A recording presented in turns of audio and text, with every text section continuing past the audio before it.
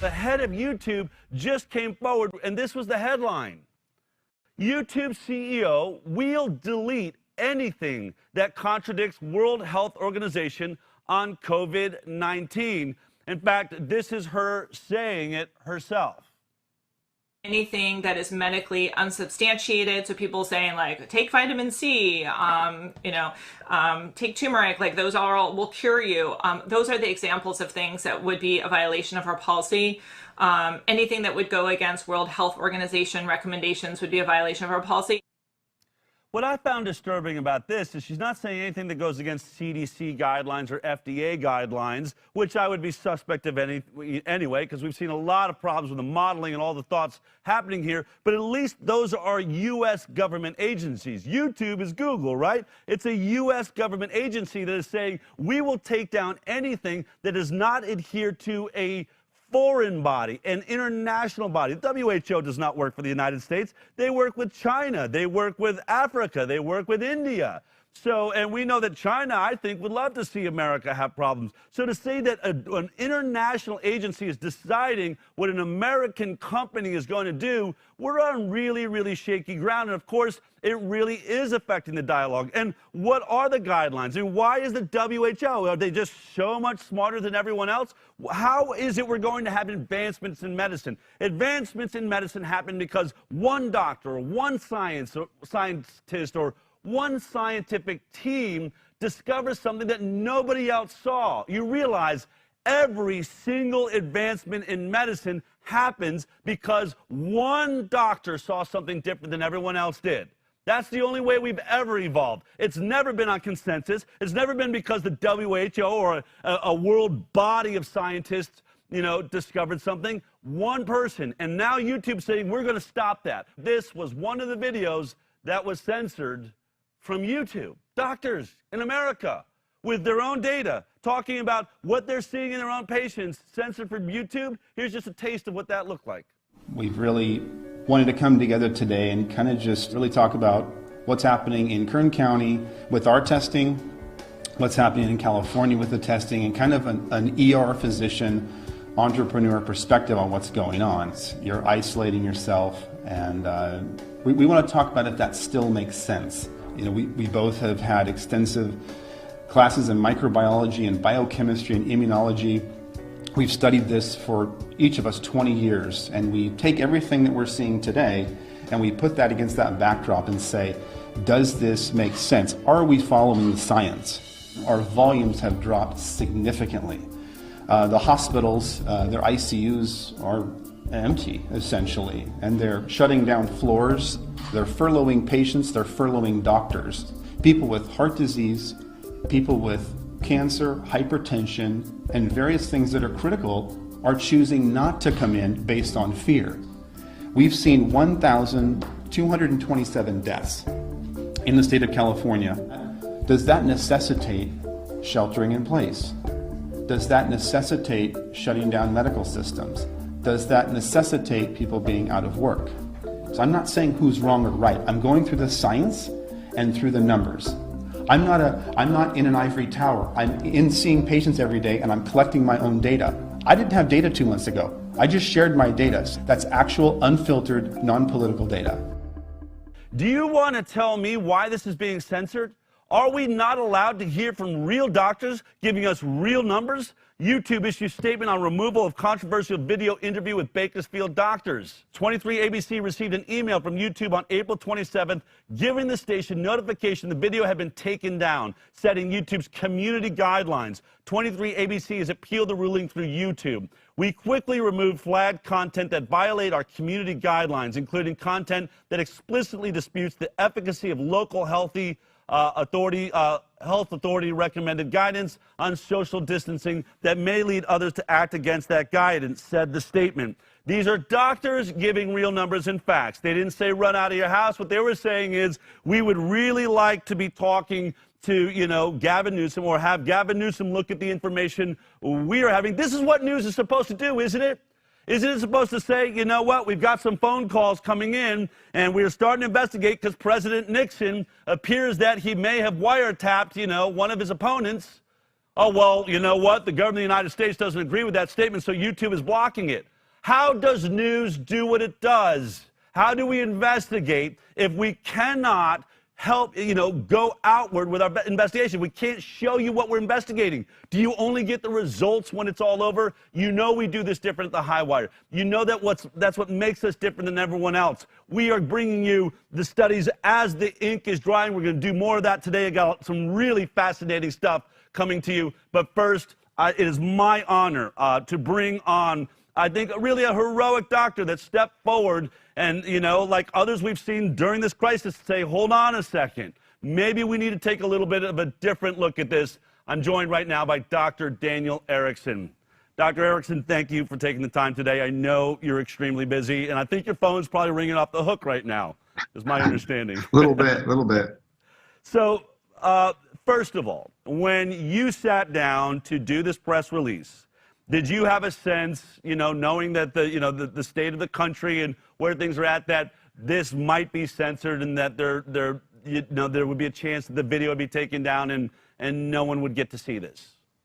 Absolutely not. This was supposed to be a little fireside chat with some locals out here in a small Kern community. I basically, reporters had mentioned it'd be nice to see your new data. So I said, okay, here's my positives, here's my negatives. They asked me, what do you think of that?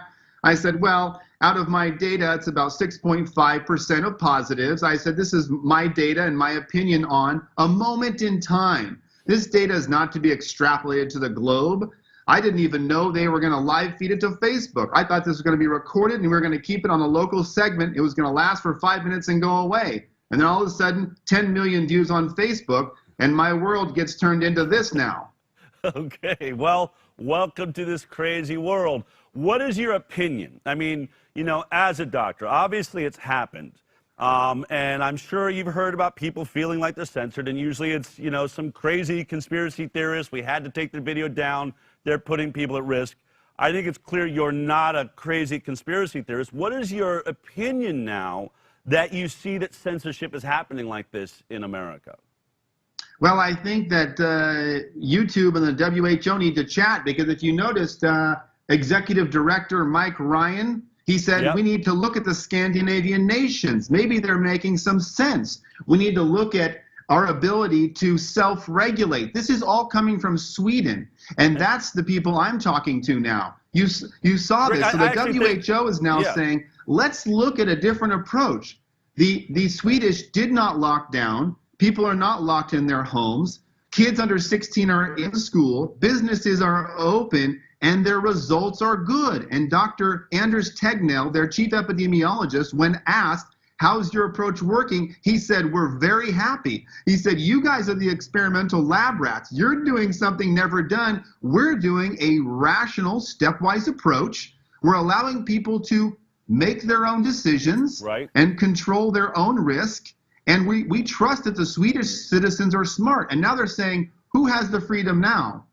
Right. Well, let's take a look at it. I think we do have the clip from the WHO. Let's take a quick look at what you were just talking about, Dr. Erickson. My question is on Sweden. It's a country that chosen a different road and strategy, basically no lockdown and an open society through the crisis.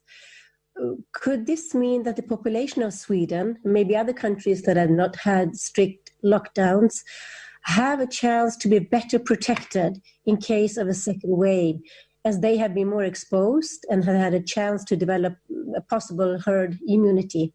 Sweden has put in place a very strong public health policy around physical distancing, around caring and protecting for people in long-term facilities and many other things. What it has done differently is it has very much relied on its relationship with its citizenry and the ability and willingness of citizens to implement physical distancing and to self-regulate, if you want to use that word. And in that sense, they've implemented public policy through that partnership with the population. They've been doing the testing, they've ramped up their capacity to do intensive care quite significantly, and their health system has always remained within its capacity to respond to the number of cases that they've been experiencing.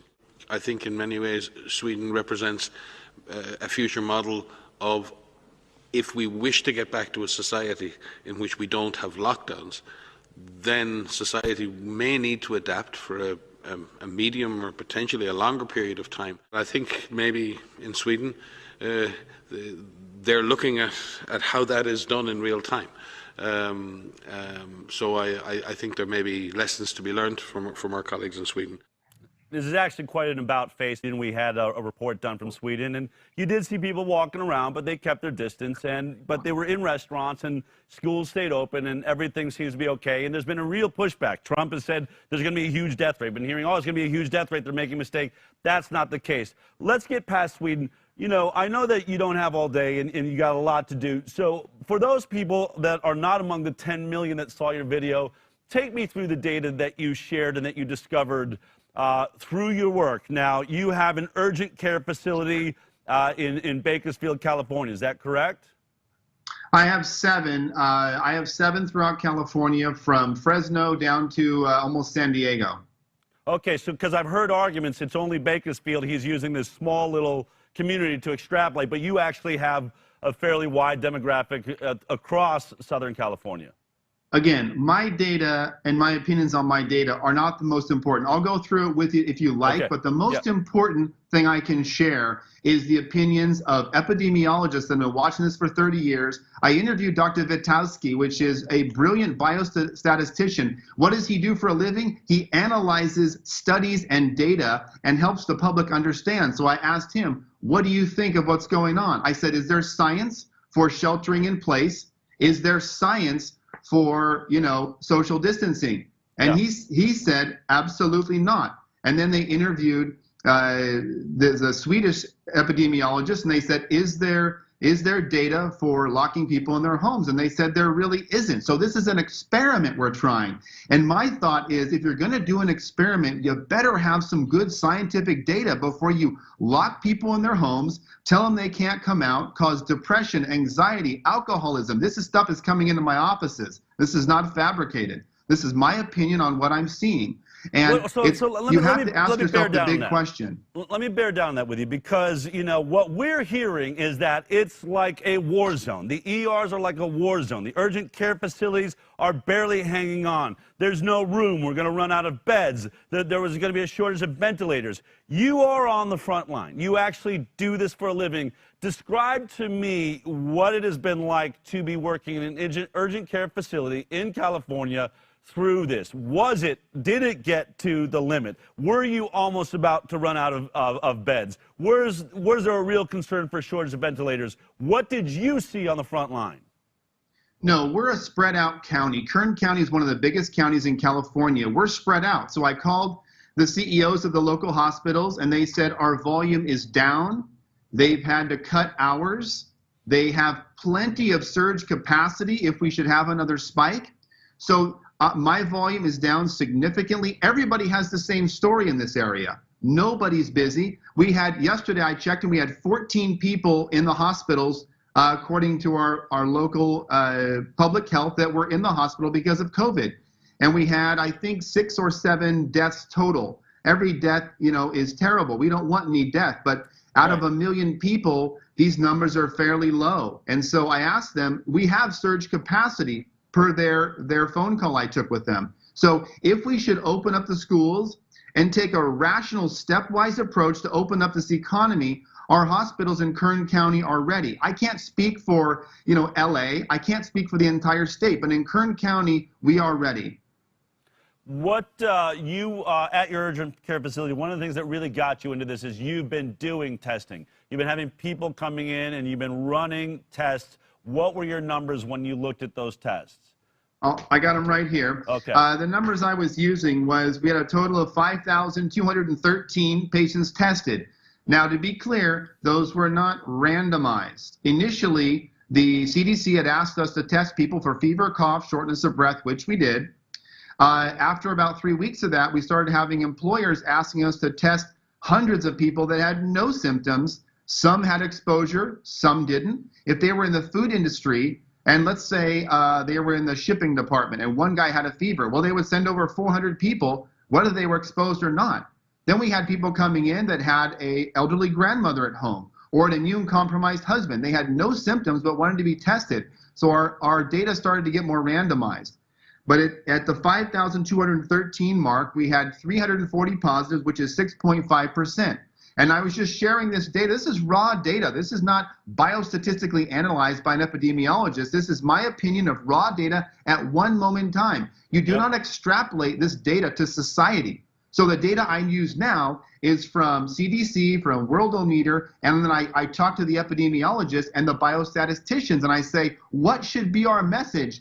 Now that we have data, 2 months ago, we had no data. So of course we're gonna take a real cautious approach. That was wise. But now that we've had 2 months of data, should we take a different approach? Should we be more like Sweden? I say yes. And, you know, and during this press conference, you kept saying, you know, millions of people infected, small death rate. Millions of people infected, small death rate. And you compared this to the flu. Do you still hold on to that comparison? It's one of the things that gets attacked a lot in this conversation. You did cover one of the points. They said that your data was not randomized, and you explained it didn't start out randomized, but got more and more. If an office building says send everybody in, much more randomized. They're different people, different ethnicities, and they certainly aren't coming in because they're having some sort of symptoms. But where do you see this death rate in the data you're looking at? Now, I get it. And we've been sharing, no one in our audience is brand new to this. We've been sharing worldwide data too. But when you look at your data, 6.5%, you extrapolate it out, you know, what is the death rate of COVID-19 compared to the flu in your mind? Well, let's look at the data once again. The CDC on their website, in 2017, 2018, we had about 60,000 deaths from flu. The flu season usually lasts 3 to 4 months. I've been following flu seasons for 15 years. Sometimes it's bad. People are in hospitals. They're intubated. They're dying. Our hospitals are overwhelmed. It's terrible. Sometimes it's mild. This is like a bad flu season per Dr. Gisecki, per Dr. Witowski. These are epidemiologists analyzing flu cycles for 30 years, and they have told me this is like a severe flu. This is their opinion I'm sharing. How many deaths total? 62,299. We have 1 million total cases out of 6.2 million, or about 16.6%, 17% at a moment in time on Worldometer. A moment in time is what we have today. Right. But what I'm saying is we need to listen to the people who do this for a living, who have degrees in this, and who are saying this is like a severe flu, and they're recommending a stepwise approach to get the economy back going. And I think that's rational. Okay, so tell me, both you and your partner, Miseki, is that it? Miseki? Is that Masihi? Masihi, yeah. Okay. Yeah. You both have done a lot of work in immunology. You've looked at this in virology. You know, we're being told that the smartest way to deal with, this virus, and I'm going to have to assume viruses in the future. I don't know how we don't do this way. We lock down. We sequester ourselves, Are there, on one hand, we know that locking down is going to certainly cause unemployment. It's going to cause all sorts of issues, with other illnesses, right, and poverty and all that. But there's actually a danger to the health of people for locking down, too, isn't there? From a virology position, what is your thought on that? What are the dangers of locking down physically at this time? Let me talk to you about what I called a doctor out of Wisconsin, Dr. Lang. I hope he doesn't mind me saying that. And I said, what are you seeing? And he said, well, I was in the ER last night, and I had patients that had chest pain a couple of days ago, but didn't come in for fear of COVID. They had different severe things that had gotten worse because they were sitting at home afraid to come in. That's one. Number two, people are calling me asking for anxiety medications that they haven't been using. Alcoholism is going up. People are telling me they're drinking more, and this is all public knowledge. Right. So there's multiple things we have to consider. The collateral damage of a total shutdown versus the damage of the virus itself. And to me, the scales are tipping towards the collateral damage is affecting all Americans. The virus, 95% of us get this virus and have a fairly mild go at it. Yes, we have some deaths, and those are terrible. I'm a physician. I don't want anybody to die. Some of these people would have died during flu season. And so what I'm saying is, let's take a rational approach. Let's look at Sweden. I think, like the WHO stated, we've got something to learn from them. I think that their approach is working. If you look at their deaths per million, 225. United States, 175 per million. Italy and Spain in the 400 to 500 range per million. UK, 360 per million. UK is on total lockdown. They have 360 per million. Now, we can't make judgments about this until the complete cycle has gone to say who wins, who chose the best route. But I think you need to choose a route that doesn't destroy your economy while you're dealing with the disease. Do you think there's going to be a benefit, though? There might be, I mean, locking down, there could be a potential side benefit that since we all locked down, we didn't come in contact with viruses and bacteria we would normally come in contact with out in society. So are we going to be healthier because we've sort of wrapped ourselves in bubble wrap and stayed away from each other for this last, 2 months?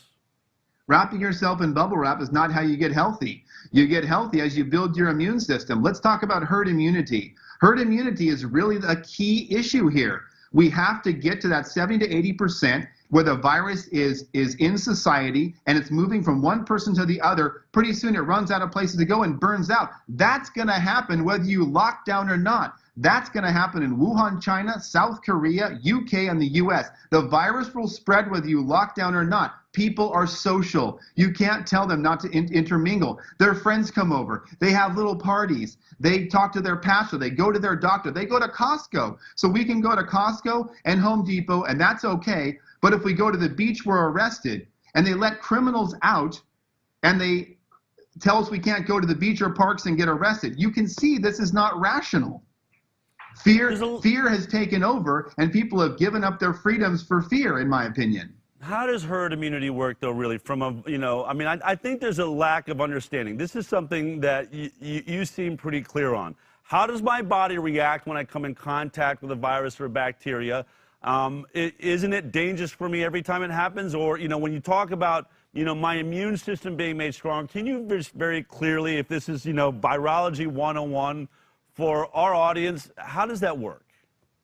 When you take in an antigen, a virus, a bacteria, you form an antigen-antibody complex. You form IgG and IgM. These are immunoglobulins, and this is how your body sets up a defense against disease. When we test you, we're typically testing a PCR. We're looking for like pieces of virus. We're not looking for IgG and IgM. The test that just came out, that's called serology, is a blood test. This test for IgG, and the PhD MD virologist that I've been discussing with, who I will leave unnamed, has shown me in his graphs that peaks around 7 to 10 days. So post-exposure, we can test you for immunity. And in my opinion, the most important test to run right now is the serology. Why? Because we can see, are we at that magic 70 to 80% mark? As you know, the curve has been flattening. We are no longer on an upward progression. It is flattened.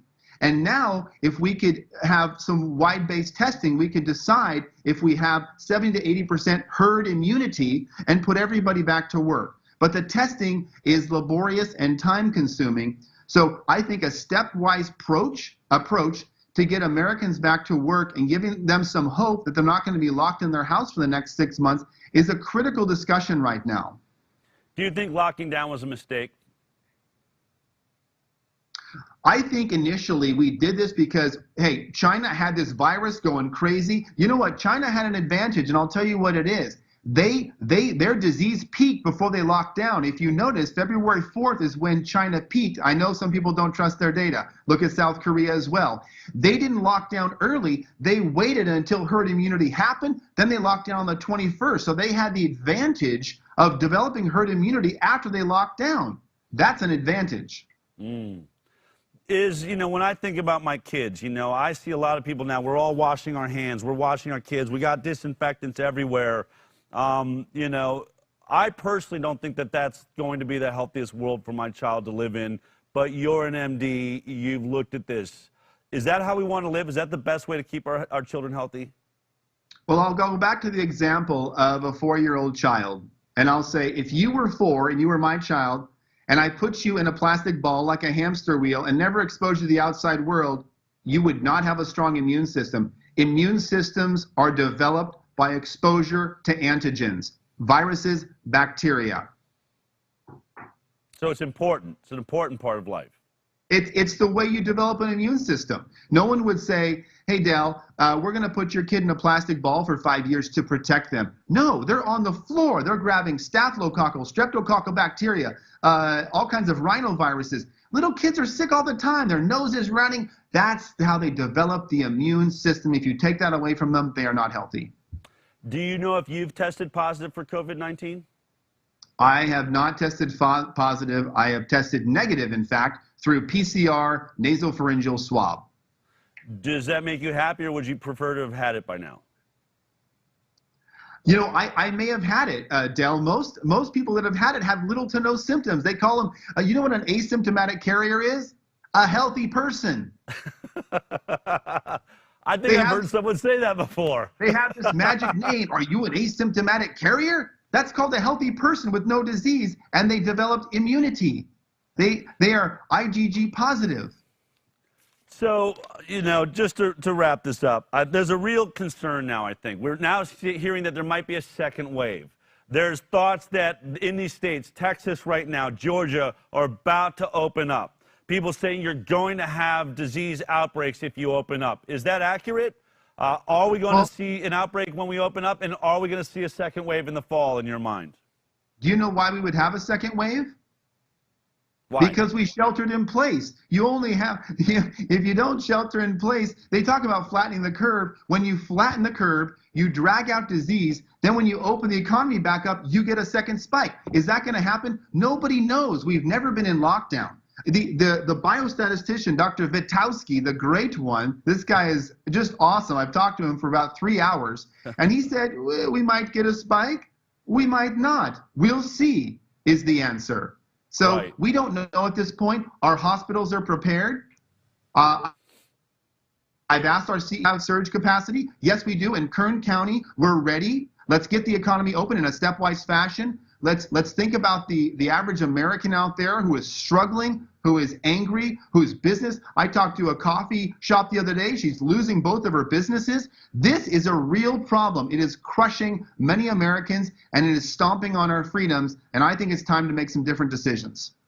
You know, you're living in a state that's probably doing, you know, really more seriously locked down, I would guess, than almost anywhere else in the country. Gavin Newsom announcing after a bunch of people went to the beach just the other day, I'm shutting down all the beaches, all the parks.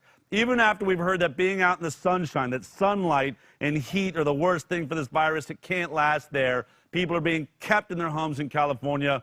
You know, if you could speak to Gavin Newsom right now, what would you want to say? I'd say let's get together and talk. I really love solving problems for the American people. I think I feel their hurt. I feel their anger. I feel their pain. They're texting me on Facebook saying, please help us get through this. I'm losing my business. You know, my husband is depressed. My kids are home. They're not in school. When can this nightmare be over? So I am trying to have a voice for those who don't have a voice right now. Do you feel like, I mean, obviously the video's been pulled down. There's been, you know, articles written about you. This isn't accurate. Do you feel like you're all alone, that you're the only doctor out there that is seeing this, that maybe somehow your data is off or different than everyone else around you? We have hundreds of doctors from all different specialties who have called me, and I've interviewed some on my website on Zoom who are saying, I see the exact same thing you do. I live in an area that's not busy. People are scared to come into the hospital. They've worked at different urgent cares that have shut down, and they say, I don't understand why we're doing this. I don't think it's the right approach. We have actually hundreds calling in who actually agree with the position. So then, you know, other than the media, I mean, then why is the media attacking you? I mean, here's the thing, right? This is my question.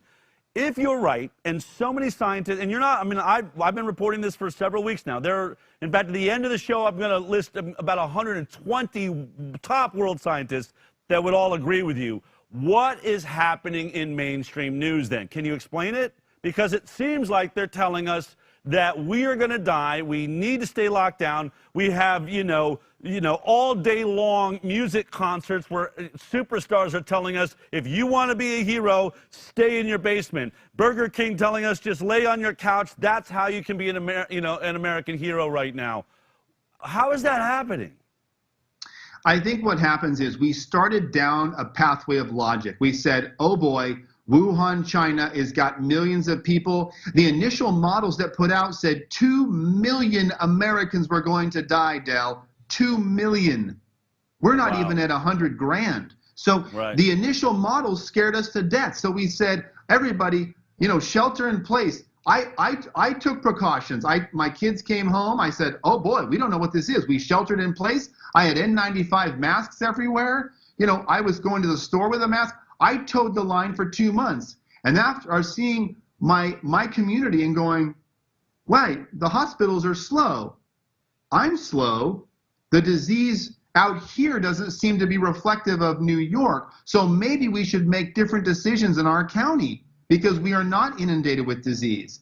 Maybe we should allow personal responsibility to take place and businesses to open and kids to stay in school. And then I started looking at different countries and going, wow, Dr. Gisecki, 30 years of this, agrees. Wow, Dr. Anders Tegnell agrees. Wow, Dr. Wiskow, and they just kept coming. These epidemiologists who have agreed on this position. So that's when I formulated my opinion after 2 months of reading and studying and talking to colleagues around the country. I decided that I think the best approach is something similar to the Sweden model.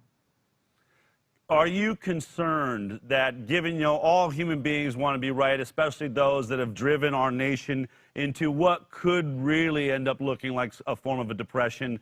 We're seeing jobless rates like we've never seen in my lifetime.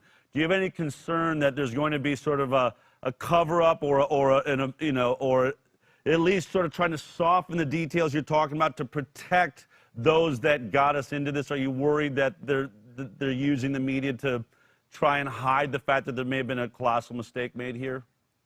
Del, I think that if I was a leader and I made a move that maybe didn't have the best outcome, I would pivot. I would say, okay, the decision was made. Here's the outcome. Let's pivot. Now let's pivot. Let's get the schools open. Number one, kids under 16, everybody back in school. Let's watch that for 2 weeks. Number two, slowly open restaurants. Number three, open major factories in a stepwise fashion, like coming down a ladder. We've climbed up this ladder that is going to, I don't know where. Let's, in a stepwise fashion, come down and reopen the economy. Whether they try and cover things up, I don't think that's the big issue. The big issue is how do we get back to a place that's logical and rational and allows people to take personal responsibility for their own health. Those are all great points that we've been sharing here. I have to say, as a reporter, I'm not a doctor, I'm not a scientist, but I have been interviewing a lot of people like you. But I think you're one of the most outspoken in America right now. I think it's courageous, it seems like you didn't know how courageous you were being, but you are here. You're still speaking out, and I think that makes you an honorable person, and hopefully those videos will be put back up on YouTube. I know we're certainly hoping our video stays up. But keep up the good work, and I hope you'll stay in touch as we watch this thing shift. Because as we know, every day this story is changing, the models are changing, and hopefully you've had some influence on really looking at the hard data. Thank you for your time today, Dr. Erickson. Call me anytime. Be happy to come back. All right. Take care.